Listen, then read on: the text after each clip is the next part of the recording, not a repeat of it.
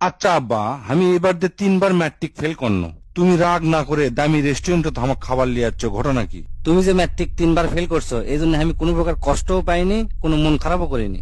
সব সময় একটা কথা মাথার মধ্যে থুয়ে দিবা, আল্লাহ যা করে ভালোর জন্যই করে। শোনো, তোমাকে একটা গল্প কই। সুইডেনে একটা দিন মজুর, তার খুব ইচ্ছা যে টাইটানিক জাহাজে উঠবি। সেই জন্য তাই দিন মজুরির ওভার টাইম কাজ করে টাকা জমাতে জমাতে জমাতে জমাতে মোটামুটি টাইটানিক জাহাজের টিকিটের টাকা হয়ে গেছে। আর 1 মাস ব্যাকে আছে, টাইটানিক জাহাজ ছাড়ে দিবি। টিকিট কাটবি কাটবি ভাব, ঠিক ওই রকম সময় ওর বেটার পাওয়াত কুত্তা কামড় দিছে। এই কুত্তা কামড়ানোর জন্য হসপিটালে নিয়ে গেছে। ডাক্তার সাহেব কাছে যে মিচ্ছেনার জন্য আপনি বেটা জলাতঙ্ক রোগ হয়নি, তবে 6 মাস খুব ভালো মতো ট্রিটমেন্ট করা লাগবে, তাহলে মোটামুটি এই জায়গা থেকে ফিরে আসতে পারবি এবং ভালো মতো সুস্থ হয়ে যাবি। এই জন্য আর কি করা, টাইটানিক জাহাজ তার যাওয়া হলো না। ওর বেটাকে 6 মাস তার চিকিৎসা করা লাগছে, তার সেবা করা লাগছে, সাথে থাকা লাগছে, বাড়ি থেকে বের হওয়ার দেয়নি। এই কারণে ওর বাপের খুব মন খারাপ। সকাল বিকাল বেটাক গেলাই, তোর জন্য আমার টাইটানিক জাহাজে তোটা হলো না, তুই আমার জীবনটা শেষ করে ফেলে দিলু, আমার সকাল রাত সব শেষ করে ফেলে দিলু। তারপর ওই 1 মাস পরে টাইটানিক জাহাজটা ছাড়ে। তারপর আমরা সকলেই জানি তার ঠিক 12 দিন পরে জাহাজ ডুবে যায়। এই কাহিনী দেখে ওই লোক তো মহা খুশি বেটার উপর। লাস্টে বেটাক যা কয়, বেটা তুই আমার জীবনটা বাঁচালু রে। আসলেই আল্লাহ যা করে ভালোর জন্যই করে। যাই হোক, এদিকে টাইটানিক জাহাজ ডুবে যাওয়ার পরে একজন ভাগ্যক্রমে বেঁচে যায়, তাই সাঁতার কাটে কিংবা কোনোভাবে এক দ্বীপে তোটে। ওই দ্বীপে কোনো লোকজন নাই, মানুষজন নাই, কিচ্ছু নাই।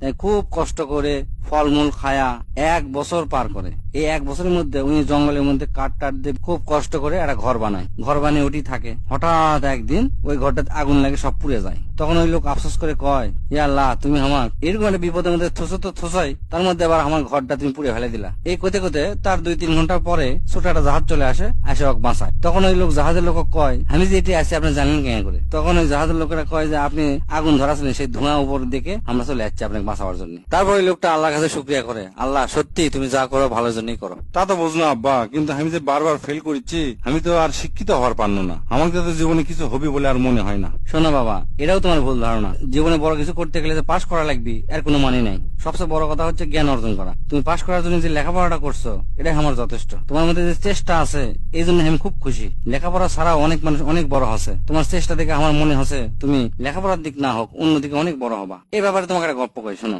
এটা পাড়ার মধ্যে সগলি মোটামুটি মাল্টিন্যাশনাল কোম্পানি চাকরি করে। এর মধ্যে একটা অশিক্ষিত লোক আছে, ওরও খুব ইচ্ছা যে মাল্টিন্যাশনাল কোম্পানি চাকরি করবি। এই লোক ঢাকার যা বিভিন্ন কোম্পানিতে ইন্টারভিউ দিছে, কোন জায়গায় চাকরি হয় না, অশিক্ষিত সেই কারণে। তো খুব কষ্ট করে একটা কোম্পানির চাকরি হচ্ছে। সেই কোম্পানি আমার ভালো পদে লয়, সুইপার পদে চাকরি দিছে। তো চাকরি কনফার্ম হয়ে গেছে। তখন ওই কোম্পানি থেকে কয় যে আপনার একটা ইমেল অ্যাড্রেস দেন। তখন কয় আমার তো কোনো ইমেল অ্যাড্রেস নাই, আমি তাহলে বুঝি না। তখন কোম্পানি থেকে কয়, দূর মিয়া, ইমেল অ্যাড্রেসই নাই, তাহলে আপনি জীবনে করবেন কি জান? এই কথা কয় ওটি ওর চাকরি হয় না, চলে আসে। তারপর উনি রাগ করে বাড়িতে এসে চিন্তা করলো, না আমি আর চাকরি করবো না, ব্যবসা করবো। বাড়িতে এসে টমেটোর ব্যবসা করলো। টমেটোর ব্যবসা করে মোটামুটি ভালো টাকা জমে ওর সাথে আরো কিছু টাকা দিয়ে কষ্ট মষ্ট করে একটা ছোট মোটো সাবানের ফ্যাক্টরি দিছে। সেই সাবান আবার এতই ভালো, কয়েকদিনের মধ্যে ভালোই নাম ছড়ে গেছে। লাস্টে কয়েক বছর পর দেশের চাহিদা মিটে বিদেশে রপ্তানি করা শুরু করেছে, অর্থাৎ হাজার হাজার কোটি টাকার কোম্পানির মালিক হয়ে গেছে।